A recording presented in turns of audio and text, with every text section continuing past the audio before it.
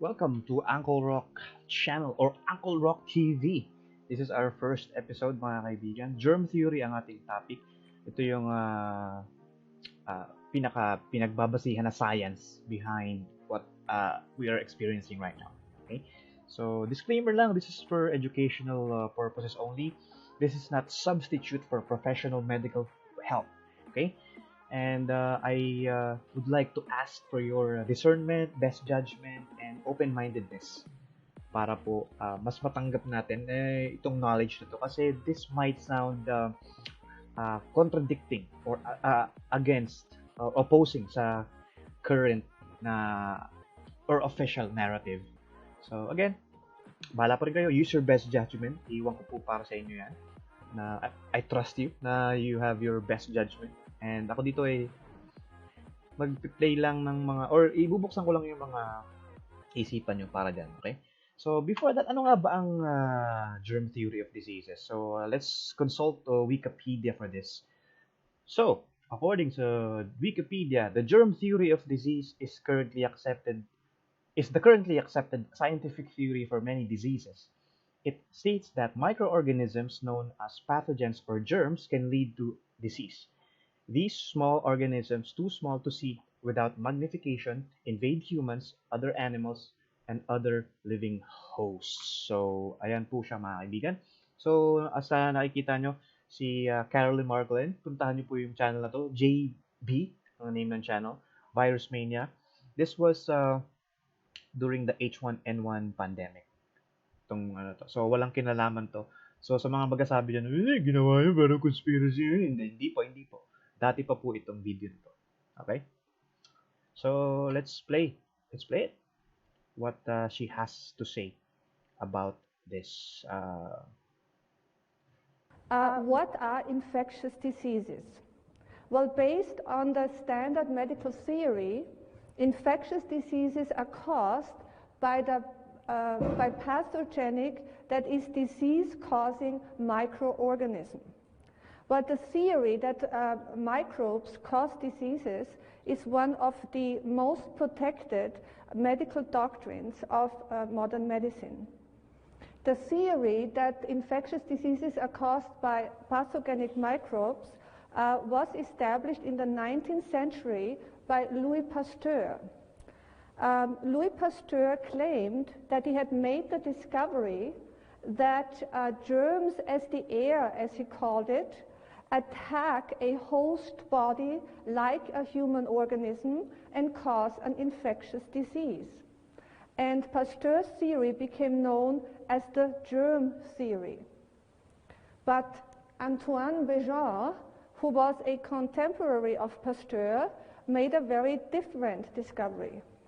According to Béjart, microbes do not invade the organism, but microbes are a part of the inner milieu of our organism. So microbes live in harmony with our organism.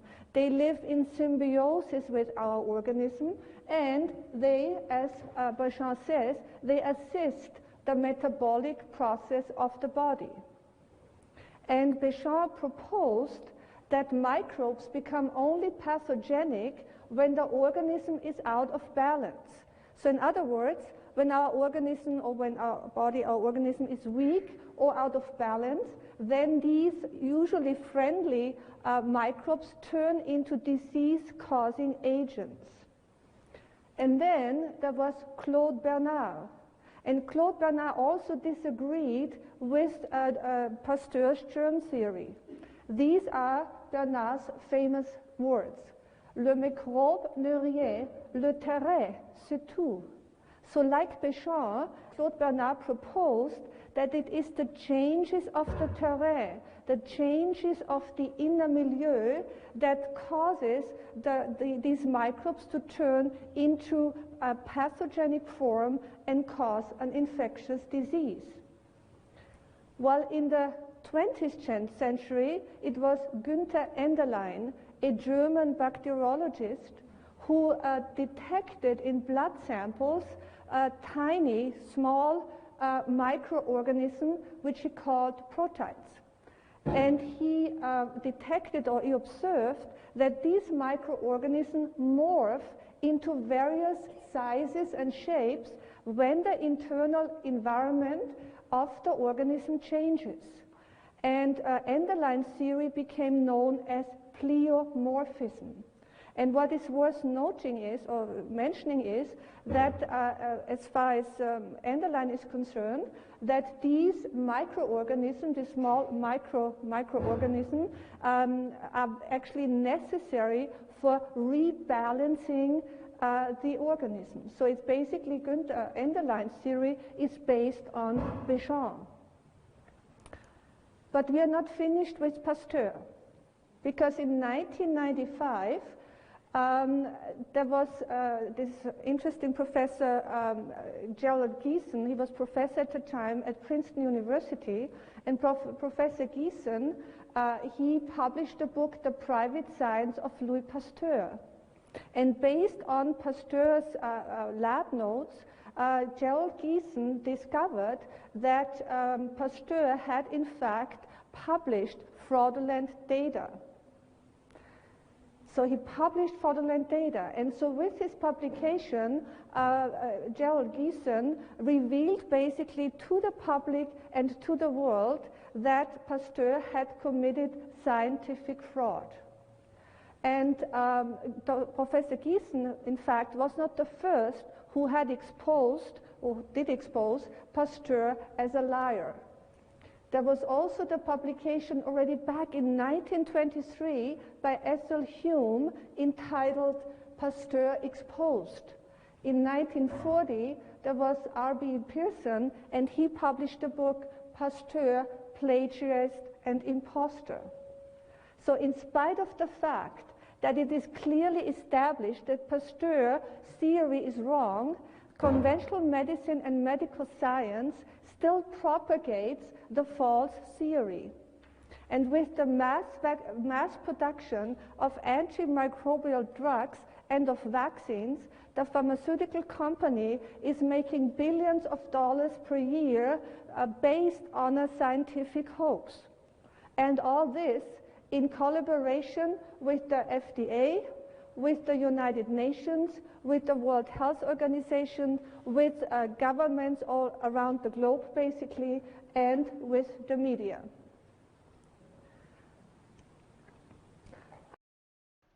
Ayan, mga kaibigan. So, masyadong mabigat yung mga sinabi ni Miss Carolyn Marcolin. Gusto ko lang i-highlight itong mga aking napansin, no? Let's remove the video muna dyan. So, Carolyn, okay. So, ayun, mga kaibigan. So, first of all, it's the most protected medical doctrine, the germ theory of diseases. Kasi, basically, lahat ng vaccines and medicine, lahat, based on, even mga products, sa TV, di ba? Shampoo, sabon, lahat, based on germ theory.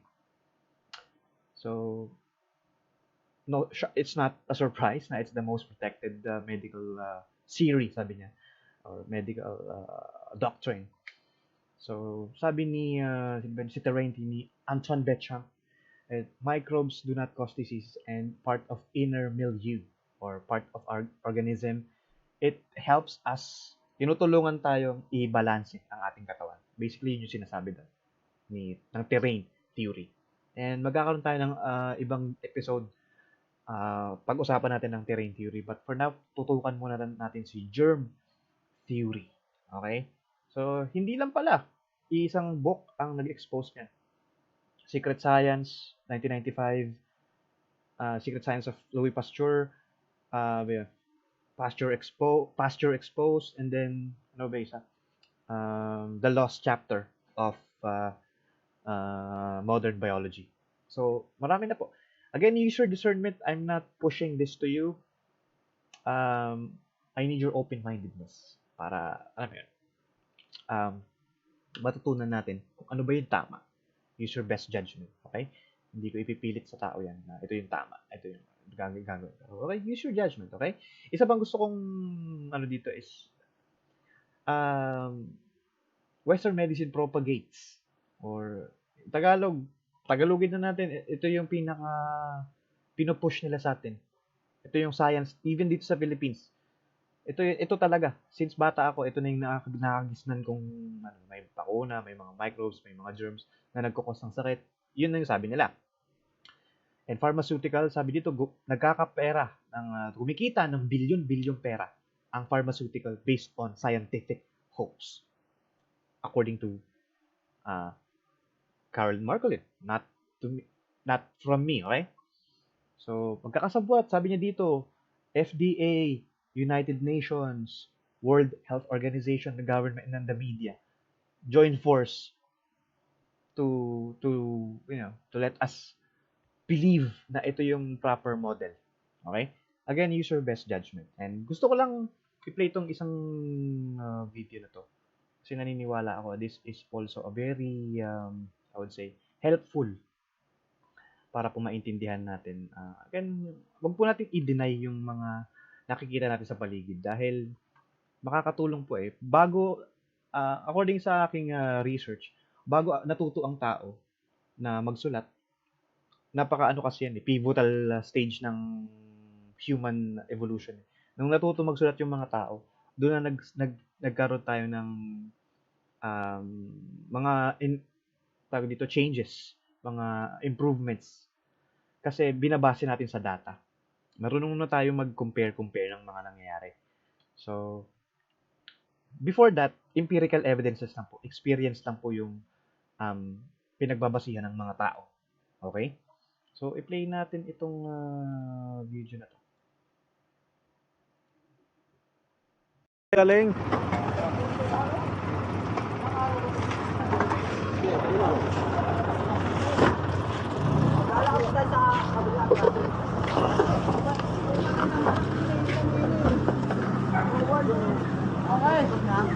Kuya, hindi kayo naniniwala sa COVID, no? Naniniwala ko lang. Kalokohan, no? Oo. Hindi kami naniniwala. Matagal na kami dito sa basura. Wala man. COVID, kalokohan? Nakapitan na ng COVID yan. Yung mga masila na takot sa basura. Sa basura. Mga sintomas lang naman palagi ubo. Oo. COVID na agad yun, di ba? Oo.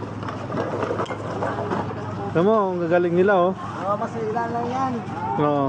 Nakapitan ng COVID. Salamat, to. Ayun, mga kaibigan, salamat po. At yun. Dapat, 'di ba? Kasi ano ba ang sinasabi ng media sa atin na nakakahawa? Alam mo 'yun, napaka-delicate nitong napaka-serious nitong virus na 'to. But yun ba talaga yung nakikita natin sa labas or dinideny lang natin? I don't know. Naging pabaya ba tayong mga tao?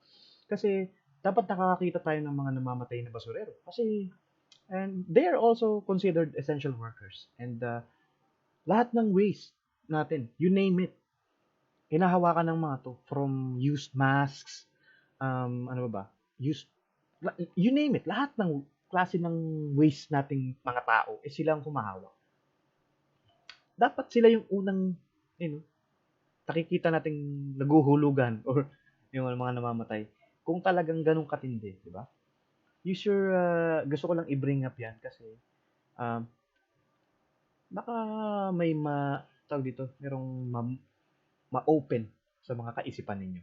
Ayun, hindi ko po kayang ipilit sa inyo kung ano yung mga gusto ninyong paniwalaan. But maybe that's something to consider. Yung mga ganitong bagay. Use your best judgment. Okay? So, maraming salamat po. That's our first episode. Subscribe po tayo sa Uncle Rock TV. Mga kaibigan, see you on the next episode. Mga ka-uncle.